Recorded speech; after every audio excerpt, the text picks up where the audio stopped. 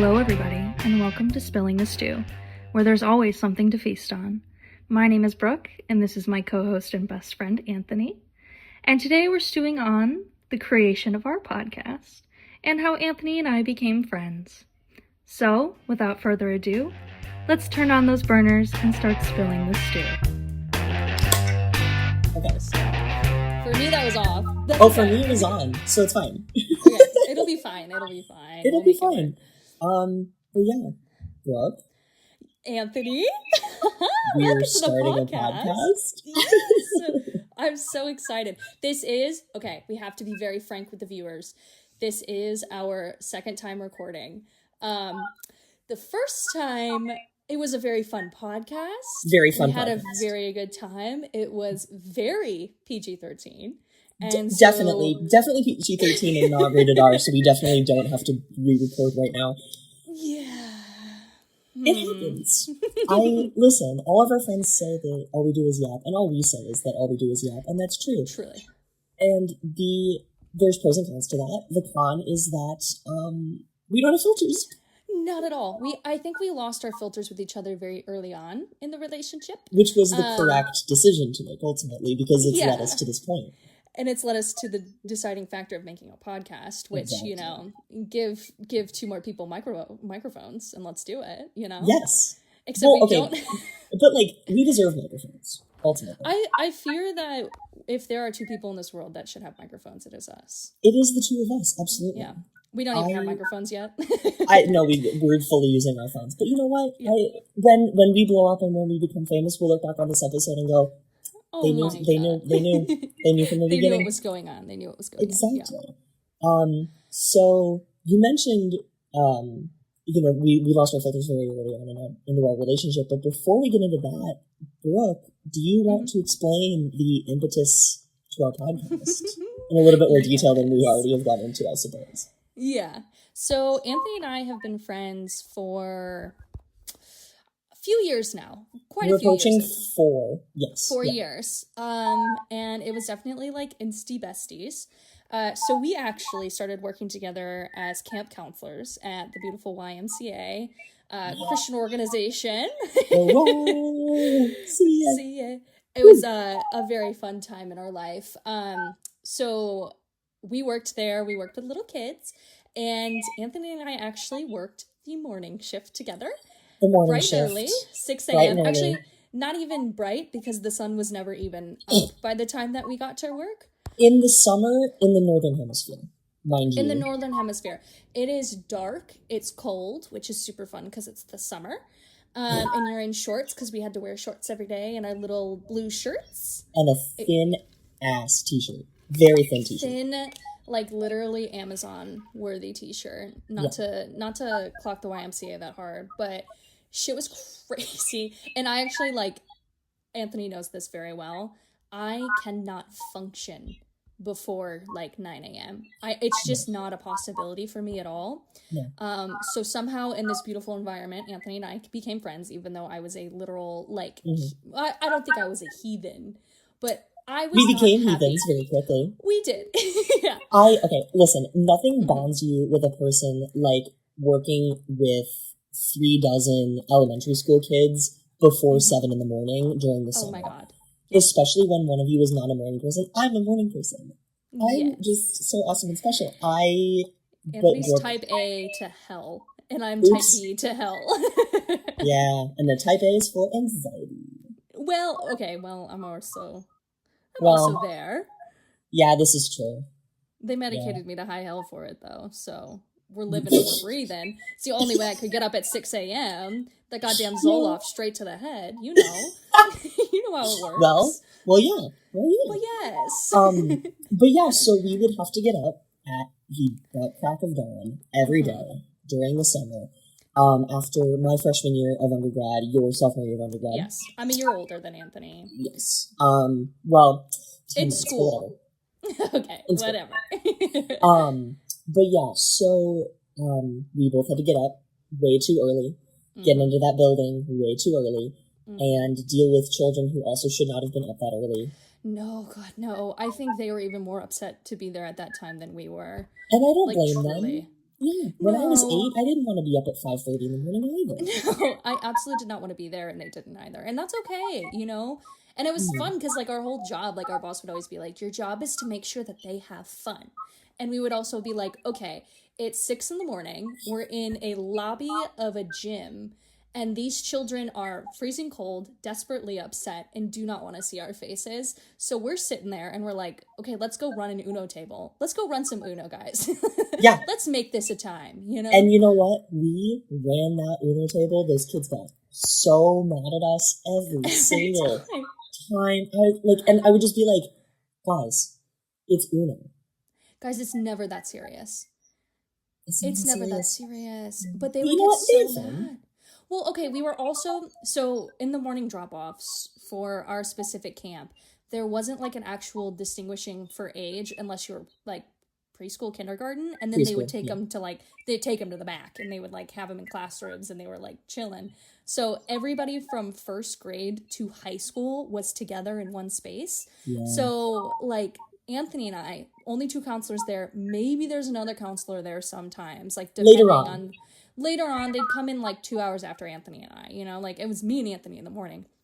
And so we have this just stupid range of age for children, trying to get them to not hurt each other and hurt us at 6 in the morning. Yeah. And so the only way to do so is play Uno, but because they're so different in age, it literally was just like chaos. Like the older kids would manipulate the fuck out of those little kids. Yeah. Truly. It was so, like, I always felt so bad for them because they didn't know any better. But half the time, these kids are just cheating right in their face. They are playing in these children's faces. And we had to be like, no, don't do that. We're the moral authority in that situation. Anthony and I. The moral authority at the Uno table. Should never That's have happened. how you know there's a problem. Should never have happened. Never once. But we were there. Every morning we were there for the whole summer. Anthony and I got very close. We would stay in our little space, Anthony and I. We would stay in our corner, watch the kids, do our thing, and Anthony and I would just spill all the tea. That's just how we would do. That was our life. And then later in life, we would come up with the stew metaphor, which we can get into soon as well. But we would just spill so much tea and just gossip and have fun and kiki, and it was like such a fun time for us. So Anthony and I got really, really, really close. And then Anthony and I had heard like all about each other's lives. Like we knew nitty-gritty details and everything. We didn't know names of everybody from each other's lives, but we knew the vibe and the character of everybody's stories, which was really fun for us. Yeah. Oh, and I should also mention that we worked different grades within the summer camps. So 95% of our interactions were before 8 in the morning.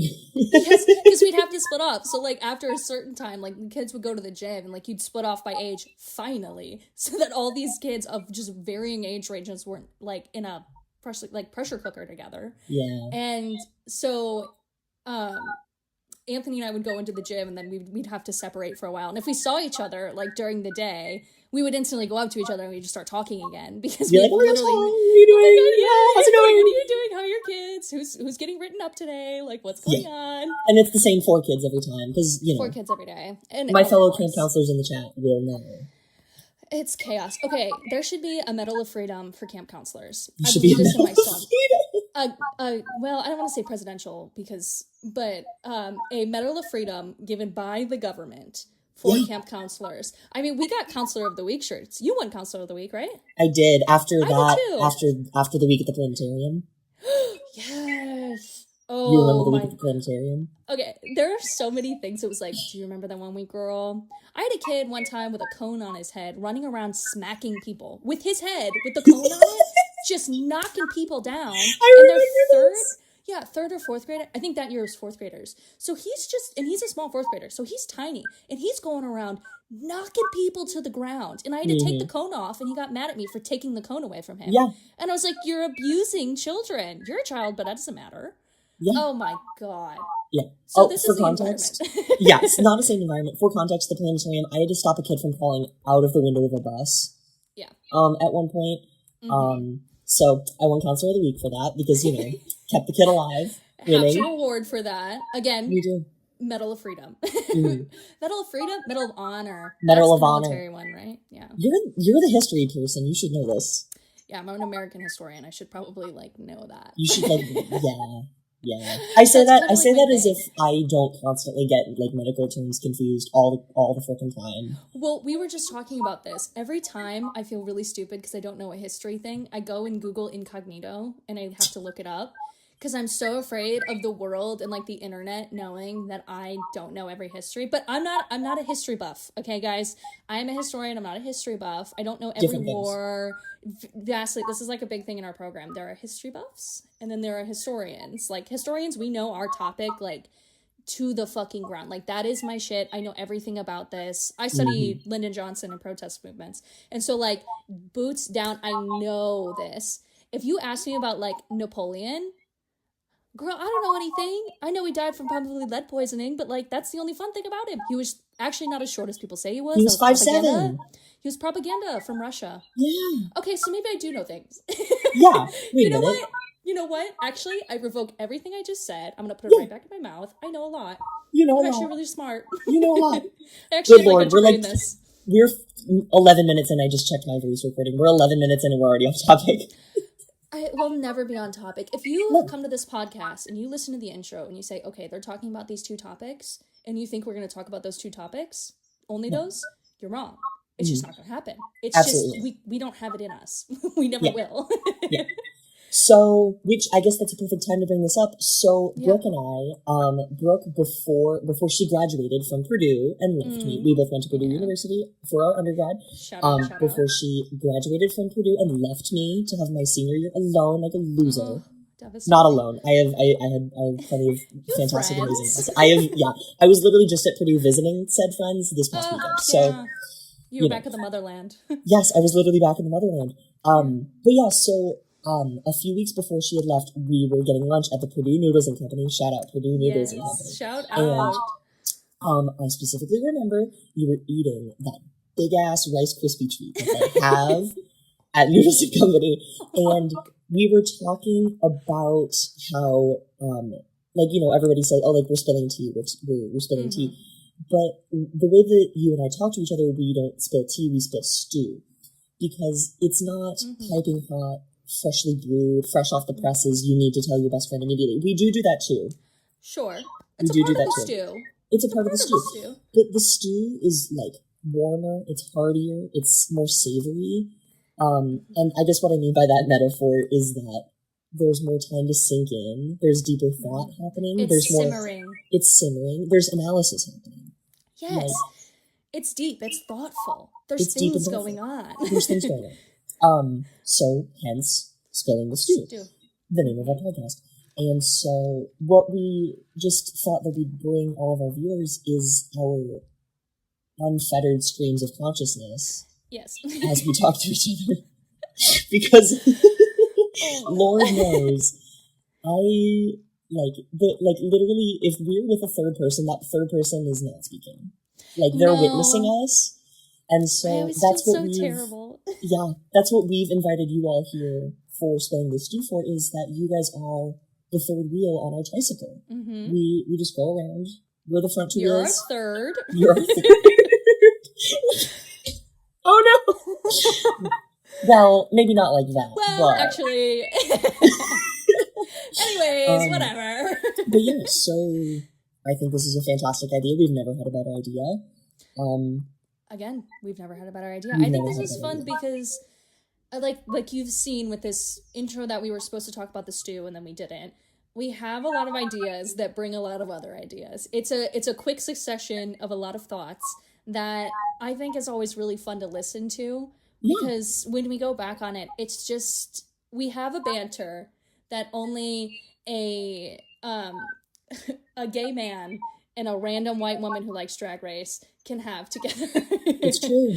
It's true. Devastating. And people give people like that microphones, you know? That's just kind of how the world works. That's America. Which I appreciate. Yes, because let's reel it back in. This is a good thing. This is a good thing. Yes, for us, of course.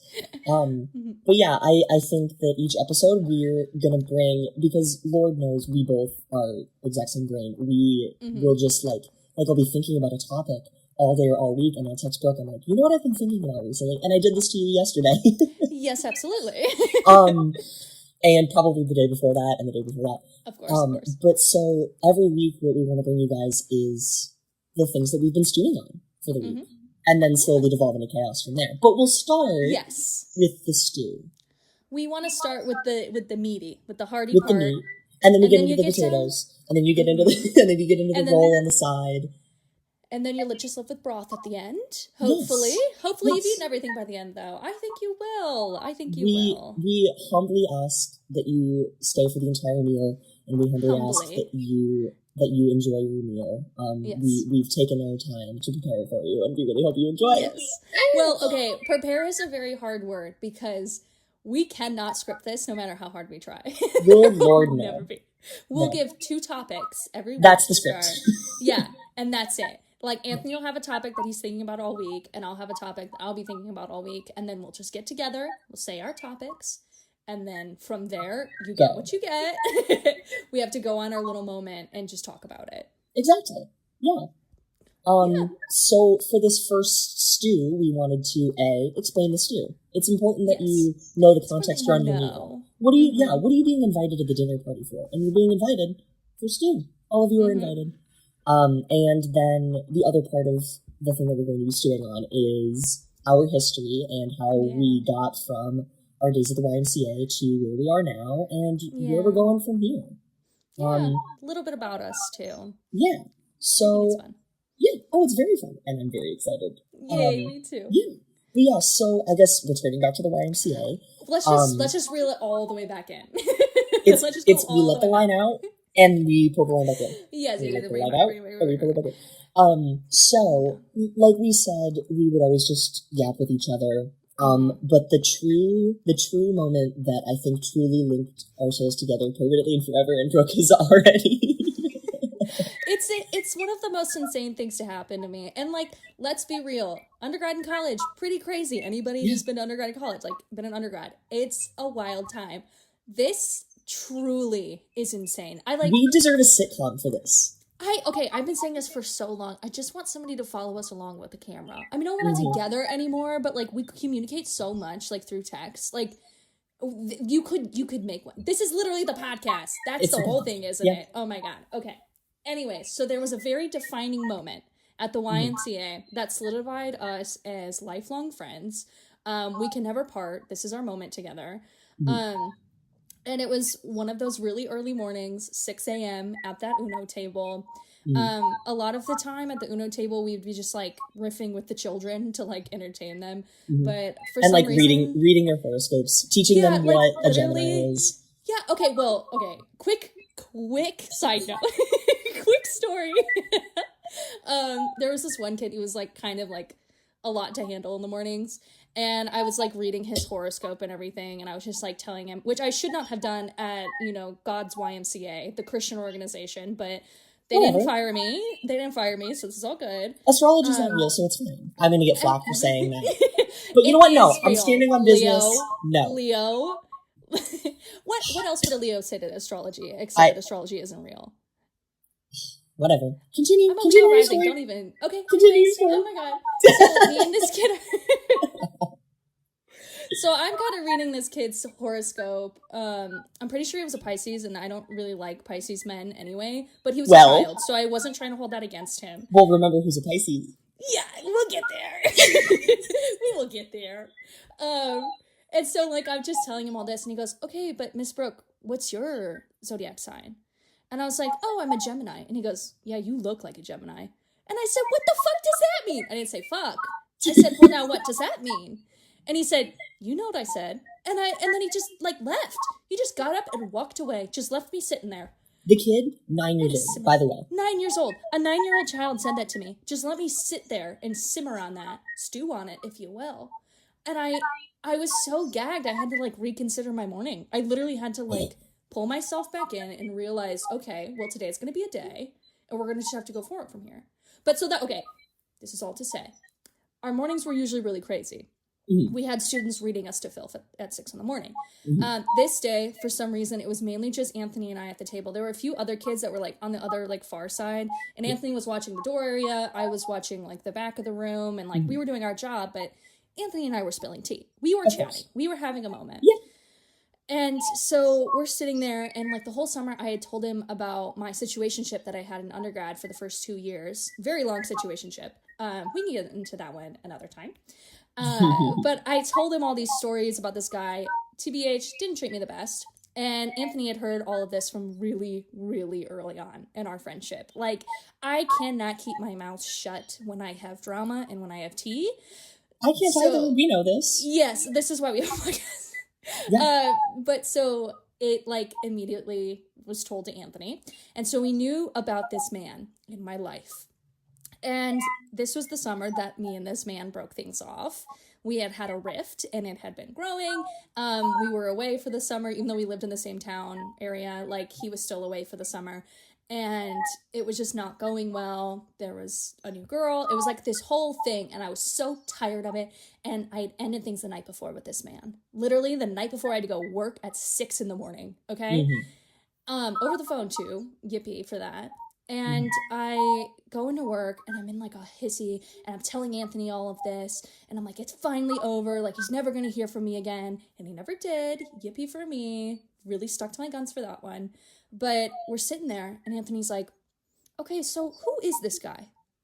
And I was like, yeah, I've never said his name, because we live in an area that's a lot of small towns, but it makes up like one big region of towns, and people know each other. People somehow always have a connection to one person or another. Yeah. So, well, and like we've talked about this, like we have so many like points of connection that it's Tons. crazy. Yeah. And that's just everybody in this area is like, you'll meet somebody and you'll go, oh, do you know this person from this town? And they're like, oh my gosh, yeah, they were my sister's best friend's ex, or they worked with me at our the dads grocery went to market high school together. Our dads went to high school together. My mom is on like a fucking pickleball team with, her aunt or something. It's like everybody knows everybody. So I was like a little hesitant to tell you the name, because we were still like, this was like 2 months into knowing each other. Like, even though we were really close, I was like, this is vulnerable. This is a vulnerable moment. So, but in my head, I was like, there's no way he knows him. There's no way he knows him. I mean, I'm just being nervous. I'm just being paranoid. Well, and it's also likely that I know of him. Or I've met him a couple times. But you're not like friends with him or anything. Yeah. I went to high school with like 3,000 people. You went to high school with 3,000 people. Yeah. Huge high schools too in the area. Lots of people. And so we sit down. Again, Anthony was like, who is this guy? And all that's running through my head. And I'm like, oh, fine. I'll just tell him. So I'm like, his name is beep, blank. We're not saying his name. We're not going to air him out like that. No, it's not fair to him. It's a situationship. Everybody goes through a situationship. Everybody has them. And we're 20. Yeah, I think I was 20 then. So I was like, you know what? This is life. And so I say the name, and it's a very unique name. And then I look at Anthony's face. He's bright red. His hands are cupped over his mouth in only a way that Anthony can do. It's like Anthony's emote. Yes. He's doing it right now. It's Anthony's like classic emote. His face is bright red. And he leans backwards. And I go, oh no. Oh no, he knows him. Oh my God. And then Anthony says, not only do I know who that is, he's been one of my closest friends for the past, since high school, since the beginning of high school. And I'm moving in with him at Purdue in a month and a half. That fall. And so then I do the same. And so then I cover my face in shame. And I let out a screech because I was so gagged. Students were near. And so they came up to us and they go, Miss Brooke, are you okay? Miss Brooke, are you okay? Anthony's giggling now because he thinks this is hilarious. I'm so embarrassed that you knew him, because I'm like, oh, that's crazy. But like, also I'm thinking, oh, they like know each other. This isn't just like my mom's best friend's cousin knows his like aunt. Like, they know each other. And so I was like, oh, we are like deeply connected on a universal plane in this moment. Yeah. Yeah. It was crazy. It was one of the gaggiest moments I've ever had. And then we just had to go on and work the whole day. Yeah. Which was fucking crazy after that. I also believe this was right before... So like we said, we were always the first two in, and then a third counselor would come in, and then we would all move to the gym when there were enough kids.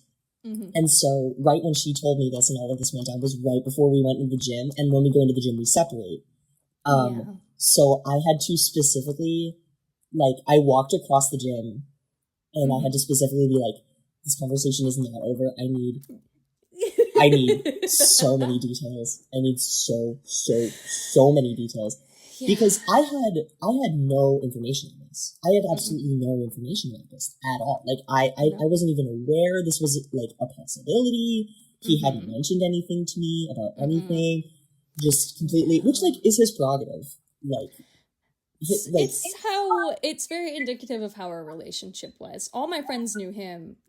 His friends did not know who I was. Very indicative of how we were in a situationship, right? Yeah. And so, like, Anthony, like, I think you said before, like, vaguely had heard about me, but, like, not really. I believe I had known there was a situationship. Yeah, which is, I think, is so fair.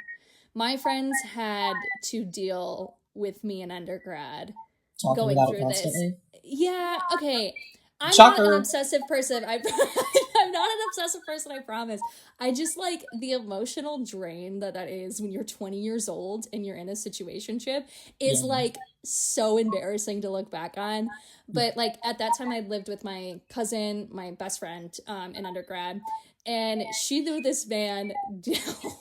She knew everything about him. And so, like, you know, it was almost validating that Anthony had, like, not heard much about me, because I was like, oh, yeah, that's good that I ended that. I was like, I cannot believe, okay, I don't mean to be vain, but I am a Gemini. I mean, I'm a Leo rising, so I can be vain when I want to be vain. I think I'm a very fun person and a very beautiful person. He did not want to date me, hence the 2-year situationship. Yeah. So, good thing we moved on. Yeah. I think. And then I think this was all worth it because then Anthony and I became linked for life in that moment. It's true. Truly. Yeah. Well, so, and the other thing is, you had mentioned this to me. He had been talking about me to you. Yes. And I had no idea who you were because he would, like, maybe he said your name, but, like, obviously I didn't know you. So it didn't. That's like, not detail worth keeping. Yeah. But the situation was because Anthony was going through a lot at that time, like the spring before we worked together. Anthony was having a moment, and he had almost just said his name. It literally almost just escaped my lips. That would have been the ghost of the name. Yeah, the ghost of the name that I've literally not muttered in like 4 years now. It's been so long.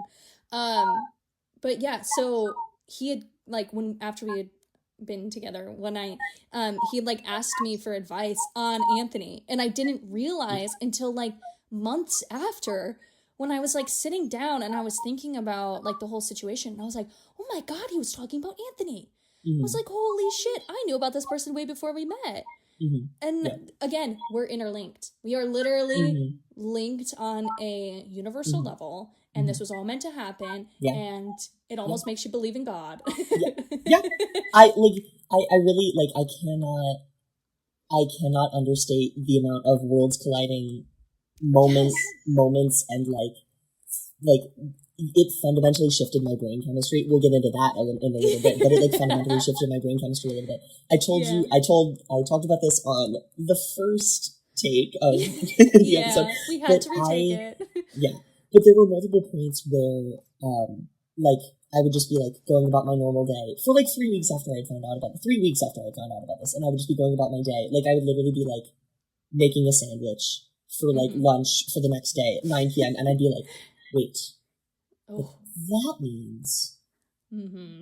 But then when she said this... And, like, just that was constantly happening to the point where, like, there was one point where, like, I had gone to sleep and the thoughts are racing. Because I'm an anxious man and the thoughts are always racing. I literally sat up in bed, like, bolted up and just went, because, I cannot understand how big of a revelation this was. Did it, consequentially, did it matter that much? No. But, like, when... No, because we caught each other at the end of it. Yes. Well, and like the way that, again, my brain chemistry was set up, Yeah. it was so strange to me. It was so strange to me. Yeah. Yeah. And I then think it's crazy. I still think it's crazy. And so then from there, Brooke and I just started hanging out. She introduced me to Drag Race. You know, I'm a big Drag Race fan. I sat her down and I made her watch the entire season of Survivor Token Jeans. So fun. So she's watched one season of Survivor and it was Token I've Jeans. watched 2. But what other season have you watched? Don't remember. So I'm going to drag her kicking and screaming into the Survivor fandom, whether she likes it or not. We'll get there eventually. But yes. When I have time, I'm so diving in. Once I'm done with graduate school, I'm going to actually like really, really dive into Survivor. That You're going to get obsessed. I'm promising right now. Right now in March. The viewers are going to hold you to that. They're going to hold you to that. The viewers are going to hold me to this. And this is why we need the viewers. Because they'll yell at us in the comments and be like, you guys are stupid. And we'll be like, we know. Hey, you're right. You know. It hurts, though. It hurts, though. But yeah, I would spend a lot of time at Brooke's apartment. She would not spend a lot of time at my house for obvious reasons. Was there maybe twice in your entire time living there? Yeah. Because I didn't want to... I did not want to cause any drama. Because I wanted Anthony in my life. So I did not want to cause any drama in Anthony's life. I did go over once for your birthday. That right after that summer, that semester, in the fall, because your birthday's right at the beginning, and we'd gotten really close, and so you invited me over, because at your old house at Purdue, you guys used to do, like, bands, like, host bands in the garage. It was so fun. Yeah, like the local, like, college bands. We had, like, a detached garage, and my roommates literally built, like, a makeshift stage. And they bought, like, party lights. They tricked that thing out. It was so cool. It was so fun. I miss living there so much. Yeah. I was thinking about it on my drive back from Purdue this weekend. I miss living at Purdue so much. I love my life now. Don't get me wrong. Like, I love where I'm at now. It's really cool. I miss that era so much. I literally desperately miss it every day. Because, like, I mean, so I'm completely out of the state of Indiana now. I'm in a completely different state, very different culture, and I miss Purdue so much. It's just it was probably the best 4 years I've had in my life, and I know that's so embarrassing to say, but they were a wonderful time for me. And it's a beautiful campus. I don't care what people say about the red brick. I think it's gorgeous. I think it's gorgeous. There are trees. The weather's always really fun, in my opinion, because you get 4 seasons, and my apartment at Purdue is like a piece of my heart still lives in that place. My roommates, I don't talk to one anymore, which really sucks. We had a falling out literally the semester I graduated, of course, just like classic college shit. One of the other roommates I still talk to sometimes. And then the other roommate before that, JJ, one of my all-time best friends, literally love her so much. And that place, just, we hosted so many people. It was packed every weekend. It was right next to the bars. We would always go out. It was just like, it's so comfortable there that I crave it when I'm here. Because, okay, I can just say I live in Texas now, and I'm not a Texas person. And so being you're not a Texas person for a lot of reasons, but I think one of the biggest things is the heat. I can't do it. I don't know. Well, okay, I'm a very pale person. Fun fact. Fun fact, Anthony doesn't know this. I bought self-tanner, and I'm going to self-tan myself after this because I am on a glow-up journey. Fun fact, I'm on a glow-up journey right now. Anthony doesn't even know this. This has all been decided within one day. I got it Amazon Express shipped to me last night. Because don't judge me for using Amazon. I'm poor, okay? I'm really poor, and Amazon is cheap. We have to make do. I am poor. I'm a teaching assistant. That's my job. I am literally flat broke. But yeah, so I'm on a recent glow up journey. I guess we're just gonna move to a new topic. I'm so sorry. I just had a thought. Well, I think we kind of covered everything, honestly. We didn't cover the night at the. We didn't cover the night. Yeah. Well, you know what? Let's finish that up really quickly. So, so for my birthday, there was a concert the following weekend, because I think my birthday landed on, like, the Saturday before everyone was truly officially back. So then the following weekend, it was, like, a big, like, we're back at campus. So there was a big concert with a bunch of the local bands. I shout out to a lot of those bands. They're really cool. They were there was this one guitar player for one of the bands that I'm still, like, in love with to this day. Literally, like, spoke to him twice that day. Didn't he give you his Snapchat and told you to text him? Yes. And you didn't text him? No, I didn't. I never did, because I was, at that time, I wasn't, like, I don't know, I was having a really weird moment that semester. That was during, for like, obvious Messy reasons. Brooke era. That was, like, really Messy Brooke era. So I don't know why I never did, because I love a man that plays electric guitar. Like, right now, my celebrity crush is George Harrison, which is kind of embarrassing. I won't lie to you. But that man, the way he plays a guitar, actually, like, as Maura from Love Island says, it gives me fanny flutters. I like, oh my god, and I saw that man up there, and he had, like, messy hair, too, which is, like, very, again, like, George Harrison coded. And I was like, oh. So I was having a moment that night. But yeah, so it was a really good night. And the only awkward thing was, again, because it was, like, kind of the first time that she was going to be at my house, we were like, but what if there's an interaction with the boy? And, I mean, I thought it was fine. I thought it ended up being fine. It was a little awkward. So I had a lot of my friends there too. Because I had introduced Anthony to, like, all my girlfriends. Shout out all of Brooke's friends, by the way. Shout out all my friends from undergrad. I miss you all so much. I hate being in Texas, and I would literally fly back to Indiana just to hang out with everybody again. But I have no money. Anyways, so I brought them all because, like, we had all gotten along so well. It was, like, a really fun group. And they obviously didn't really like that man very much because they knew everything about him. So they were not very excited. But they were tame. They were just, like, wouldn't really talk to him. But yeah, so he wasn't even supposed to be there, I don't think. And so I was like, oh, it's safe for me to go. I can just go hang out with Anthony. Like, this will be fine, right? And so I show up there. We're hanging out for a bit, like, in the top part of the house where Anthony, this boy, lived. And it's, like, super fun. We're getting drunk, and we're playing, like, Wii Baseball. It's a fun Wii Baseball. We're playing Wii Baseball, which I am super competitive at because I played softball for so long that if I'm not good at Wii Baseball, that, like, shatters my ego as a human being. Like, it makes me feel terrible. It's like me with the Google searches. Like, I have to be good at this, you know? It's important. It is. And so he, like, comes home, and he's, like, there for a bit. We have some interactions. I do have to say, he was trying to talk to me, and it was really uncomfortable. He was trying to, like, tell me how to play Wii Baseball, and I was like, truly, that's the worst thing you could say to me right now. I was a little drunk, too, so I was like, leave me alone. I know how to play baseball, bitch. You don't. Yeah. Oh, and then also, my boyfriend was there, who also played baseball all throughout high school, so you guys... Harrison and I were playing together. We were literally playing together, and Harrison and I were talking about how, like, we know so much about baseball and how we love baseball and everything. And this kid, I literally almost said his name again, this kid came up to us and was like, you guys should actually do it like this. And Harrison and I were like, no, we're not gonna do that. I'm sorry, brother. He wanted to be included, and that's so fair, but I was, like, really not in a mood for him in that moment. I was in my messy era again, so I had to be messy and have fun. But other than that, it was, like, a really good night. It was a good night. I don't remember going home, so that means it was a good night. That's an important factor.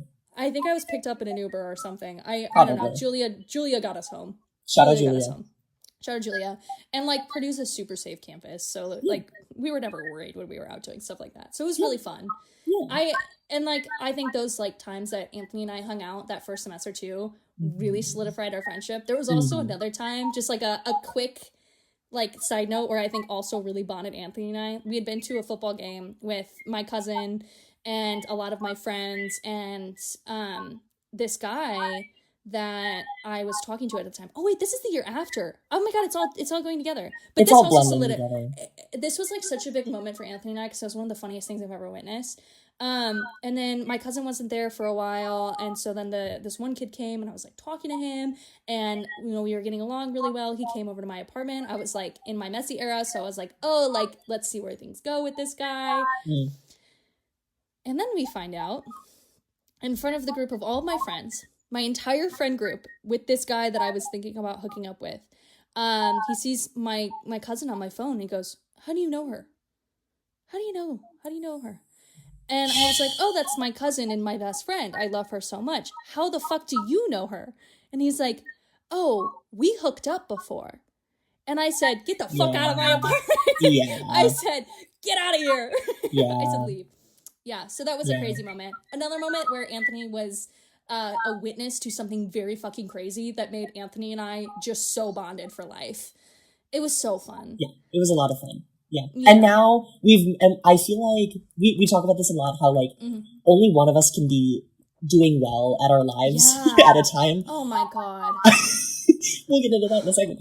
But so I think that early point was a period where both of us were doing so terribly.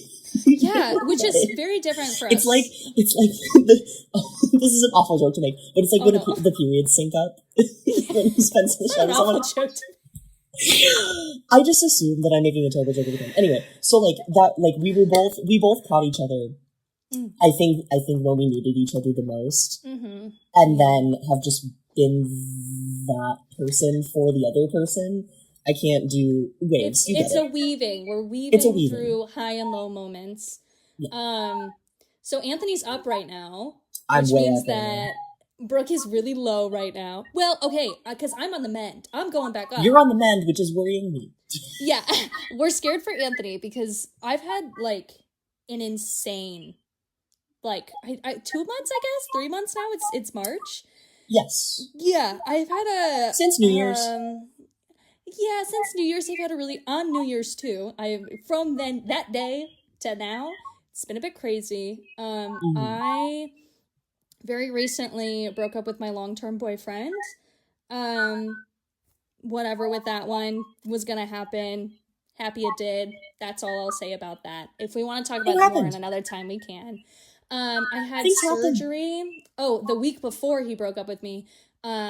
I had surgery to remove a cyst in my body, because why not? In my ovary. Sure. Yeah, just constant over and over. Yeah, then my phone broke, then my car fucking broke. Oh my God. I've had like just the most chaotic semester of my life that's put me in the fucking dumps, but I do have medicine. So I lived. Let's all thank Big Pharma right now. Thank Give medicine. it a big old kiss on the lips, because without Zoloft, we would be literally so out right now.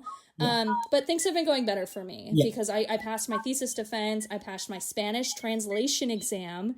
Get into that. Haven't taken Spanish in literally like 4 or 5 years. Passed it. Yeah. Fucking iconic. I'm gonna learn Spanish again. My new glow up era. Anyways, so I'm going up. I'm going up. I also feel very. Can I say cunt? If not, we can edit it out. Okay, which would be me editing. You editing it out. I will edit it out. But I've been feeling very cunt, very cute, very fun, very flirty, very happy. Yeah. I have a new crush these days. It's been so recent since my last relationship, but who cares? So life's going well. So I'm on the mend. Yeah. I've been professionally succeeding, personally succeeding. Yeah, things have been, ever since my boyfriend broke up with me, my life is like really shot back up. Yeah. So, so again, we're worried for me. Oh, we're very worried for Anthony. perfect example. So did I mention I'm in medical school? I'm in medical school.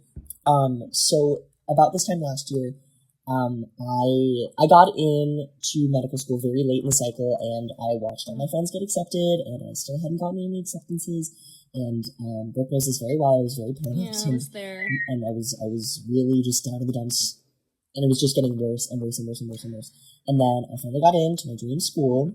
Yeah. And naturally, one of the first people that I call, yes, and I was so excited. Yeah. And so naturally, one of the first people I call is Brooke. I believe the correct order was my dad, my mom, Harrison, and you. Yeah, that's the order. That is the order. That is the life order. That's the order. So I call you and you go, "Hey, great for you. Also, I might be having a serious medical emergency." Yeah. That was the day you got into med school was the day that I found out that I possibly had cancer. It was the cyst. Guys, we're cool now. We're chilling. We're big chilling after I got taken out.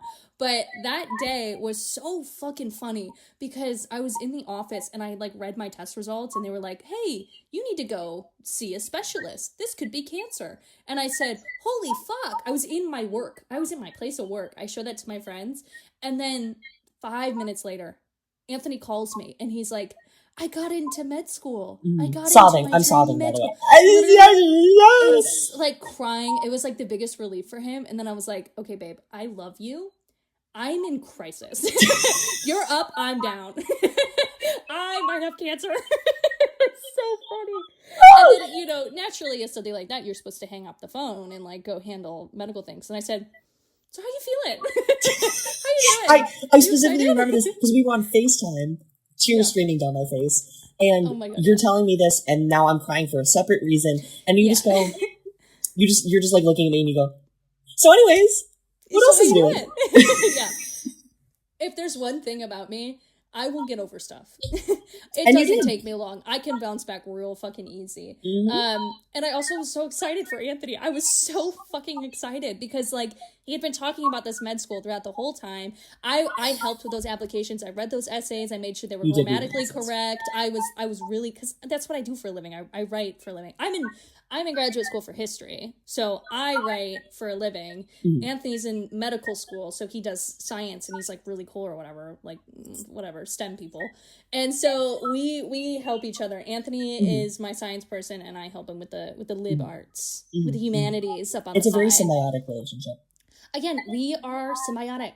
This is what I've been saying this whole time. For my ex, I was like, you're so lucky that Anthony is not a straight man, because we would literally have to be together. It's like, we are platonic soulmates. It's kind of true. We are. Yeah.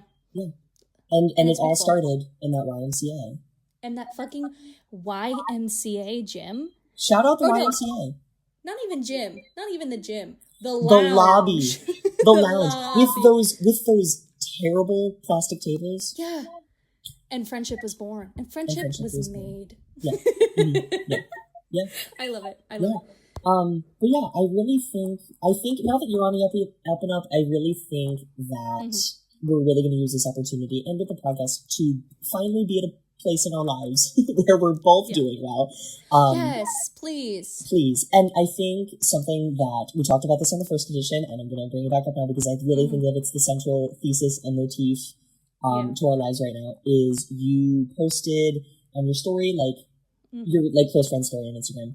You're like, hey guys, I am doing better now. Was the essence of the post, but it had this absolutely fantastic quote that that has really just been like sitting with me. And it's what if all along I was the sun? And I think lately the sun really has been showing up as a big motif for me, just in general. Like, I just watched Heated Rivalry. Of course, I'm going to Heated Rivalry right now. Just watched Heated Rivalry, where and you know the biggest moment of the show is the song lyric, "Give me your eyes, I need sunshine." Huge lyric there. It's March, which is when it stops being freezing cold in Northwest Indiana, and the sun is coming out more. So the sun is here too, and everything is washed in gold, and it's beautiful, and we are the sun. I think. Yeah, ultimately. I think so too. I've been really in my like bright and happy era again. Not to be like Mistress Isabel Brooks and have like a million different eras. Like not to throw that at everybody, but I think this one's gonna stick because, as you know, we're making it stick.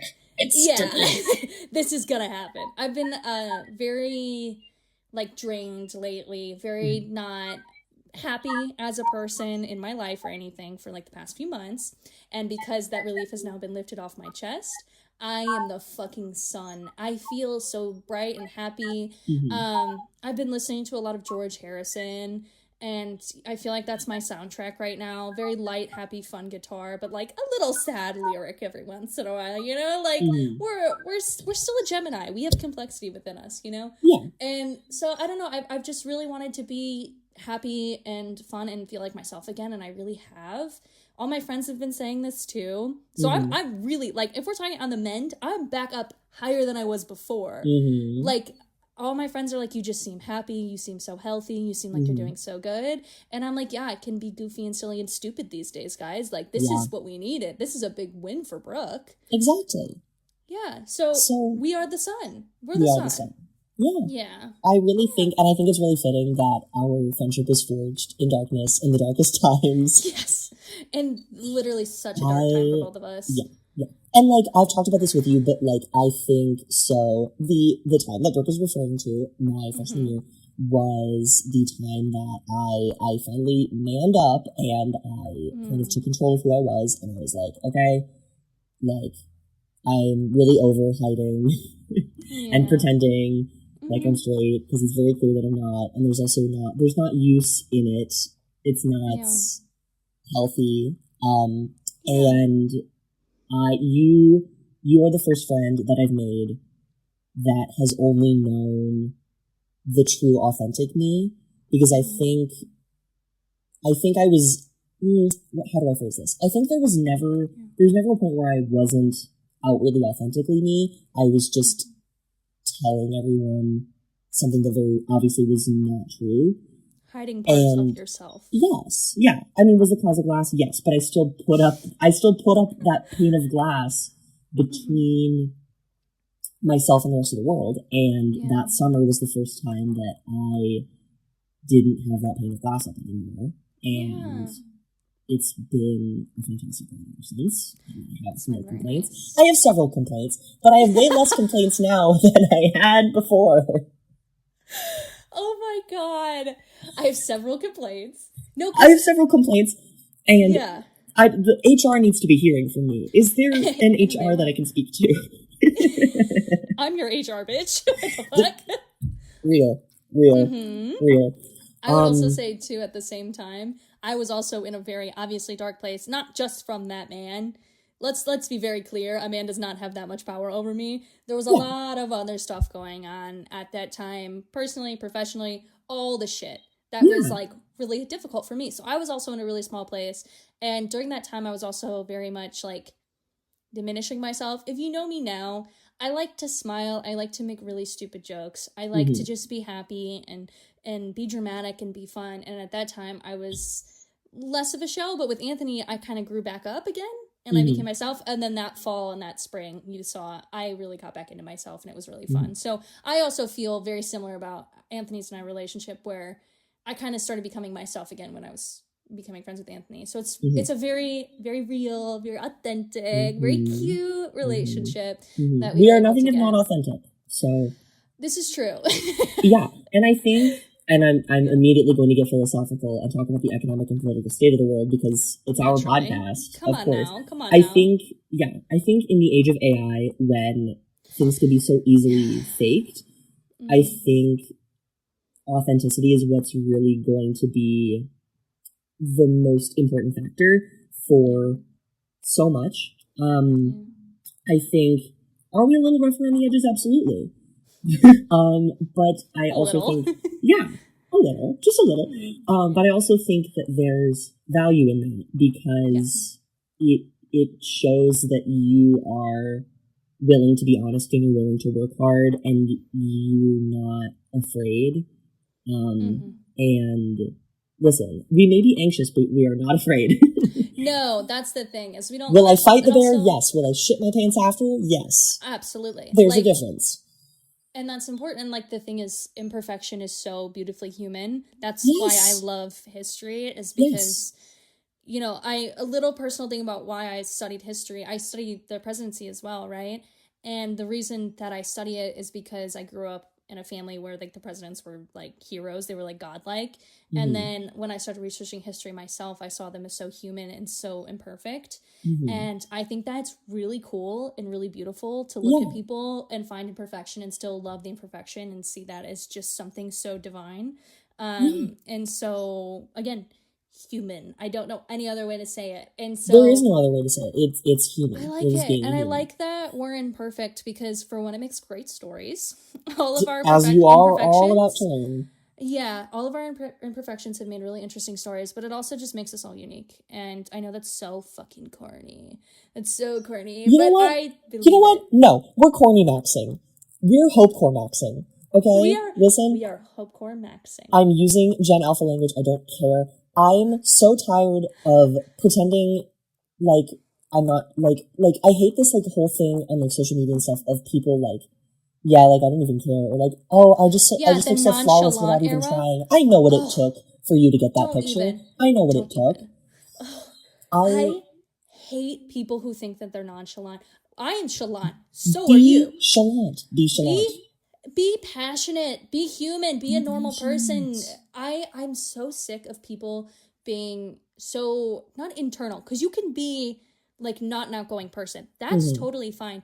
If you're the judgmental person who doesn't care about people, their feelings or anything because you're chalant, I'm just like this, you're just this cool person, I don't fuck with you. I can't do that. I like people who are passionate. I like people who are fun. I like people who care. I like people who are bubbly. I can't do that anymore, girl. Get dirty. Get rowdy. Get fun. It's not that hard. And I will say that this is different than being fake. Because being fake, I think, as sad as it is to say, like, there is kind of an advantage in being fake, because, like, sometimes you need to fake a social interaction. That's just, again, part of being human. Small talk. But there's a difference between being fake and acting nonchalant. I think it's a very specific brand of being fake where I'm like, but there's not even anything for you to gain from this. No. You know? At least if, like, somebody's faked me, I know that what they want is to save face and they don't want a negative interaction, which I can respect. And it's still annoying and like bad to deal with. But when you're nonchalant, not only are you like, you're hiding a piece of yourself that you don't need to hide, you're also preventing like the chance at something way more interesting happening. And I think that's what you want, is interesting things to happen. Yeah. It's always what you want. That's, I guess, what we're all driving for, is fun life experiences, right? Yeah. Are you going to show your grandkids your Instagram posts, or are you going to show your grandkids your photo album? And that's the thing. Are you a digicam person? Because I love that. I love, okay, this is also about chalant and nonchalant things, but we got to get there, okay?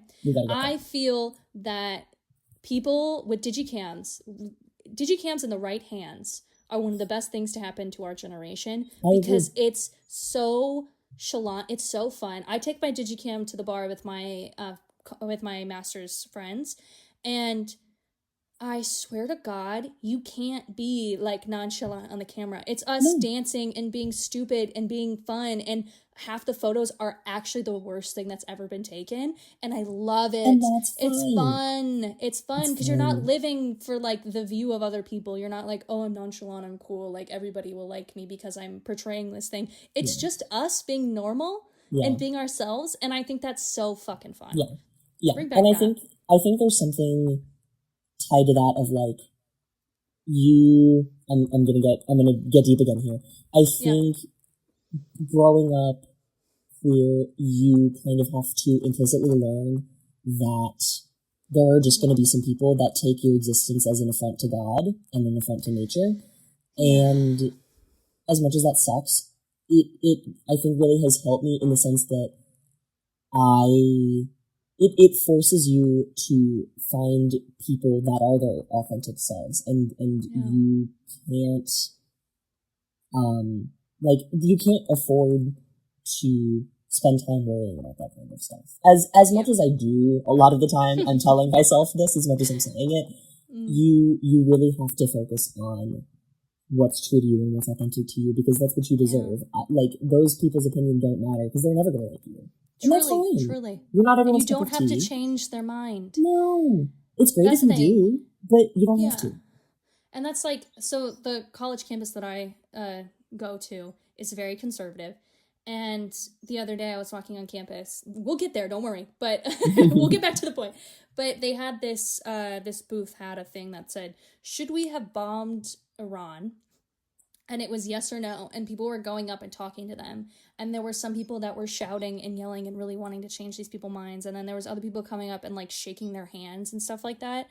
And I think after seeing this a lot, because this happens on campus, just people rage baiting, that there are, like, you should always seek out to, like, educate and entertain and change people's minds on important subjects, like gay rights and you know, literally everything. I'm sorry, I can't name all the important things. Can't name all the things.